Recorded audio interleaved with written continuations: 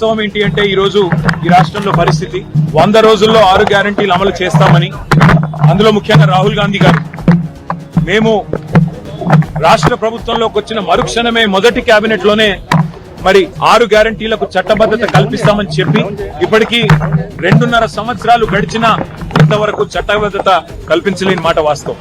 మొట్టమొదటి గవర్నర్ ప్రసంగంలోనే ఆనాడే రాష్ట్ర ప్రభుత్వం చెప్పింది, ముఖ్యమంత్రి గారు సంతకం పెట్టారు, ఇంకా అప్పుడు తమిళిసై సౌందరరాజన్ గారు గవర్నర్ గా ఉన్నారు, వారి నోటంబడి చెప్పించారు. రాష్ట్ర ప్రభుత్వం వెంటనే చట్టబద్ధత కల్పిస్తదని చెప్పి వారు ఆనాడు చెప్పినప్పటికీ ఇప్పటికి 2.5 సంవత్సరాలు ఇది 3వ గవర్నర్ ప్రసంగం, ఇంతవరకు 6 గ్యారంటీలకు చట్టబద్ధత లేదు. అట్లాగే విచిత్రమైన విషయం, ఇవాళ పంటలు నాట్లేసేటప్పుడు నిజానికి కేసీఆర్ గారి టైంలో రైతు బంధు పడేది, కానీ వాళ్ళ పంటలు కోతలకు వచ్చినా రైతు బంధు దిక్కులేదు.